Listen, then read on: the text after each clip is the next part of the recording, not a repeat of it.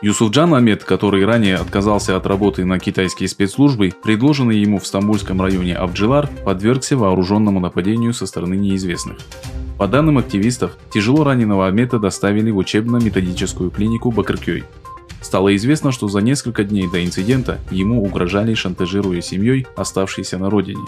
После чего молодой человек поделился данной информацией в социальной сети. В прошлом году канал Аль-Джазира опубликовал интервью Юсуфджана Ахмеда, который рассказал, что его принуждают собирать информацию об уйгурах, проживающих в Турции. Тогда он заявил, что отказался работать на Китай.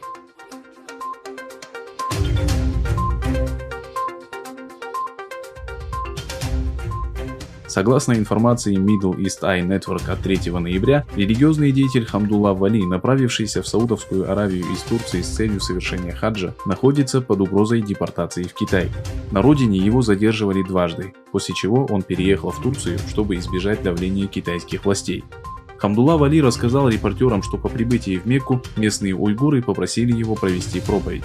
После этого посольство Китая потребовало его выдачи. Ранее радио «Свободная Азия» сообщало, что власти Саудовской Аравии депортировали в Китай не менее 5 уйгуров. Хамдулла Вали переживает, что его также выдадут китайским властям, несмотря на то, что он имеет бессрочный вид на жительство в Турции.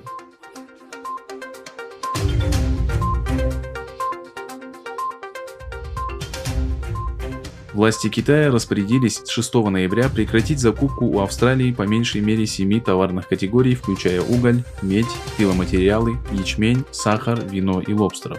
Об этом со ссылкой на осведомленные источники сообщило агентство Bloomberg.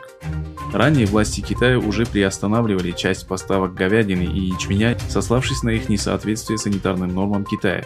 Поднимали пошлины на ячмень до 80%, приостанавливали поставки хлопка и запрещали импорт древесины из штата Квинсленд.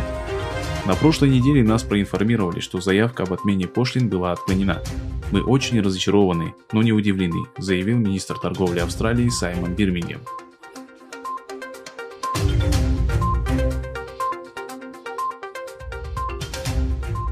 ИГИЛ взяла на себя ответственность за вооруженное нападение в Вене, в результате которого погибли 4 человека.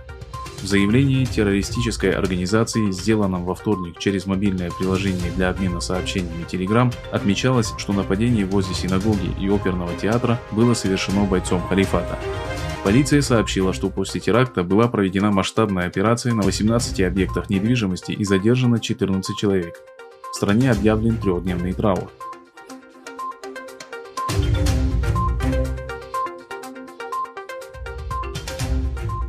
Шесть человек погибли и 3 получили ранения в результате пожара, возникшего на терминале сжиженного природного газа на юге Китая, передает информационное агентство Синьхуа со ссылкой на местные власти Гуанси-Джуанского автономного района.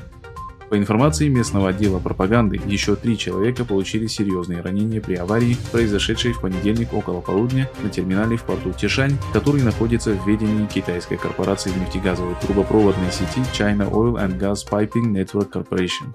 Пожар был потушен, спасательные работы продолжаются. В настоящее время ведется расследование причин ЧП.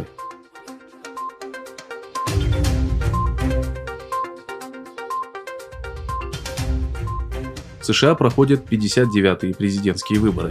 Борьбу за пост главы государства ведут нынешний руководитель американской администрации республиканец Дональд Трамп и демократ Джозеф Байден.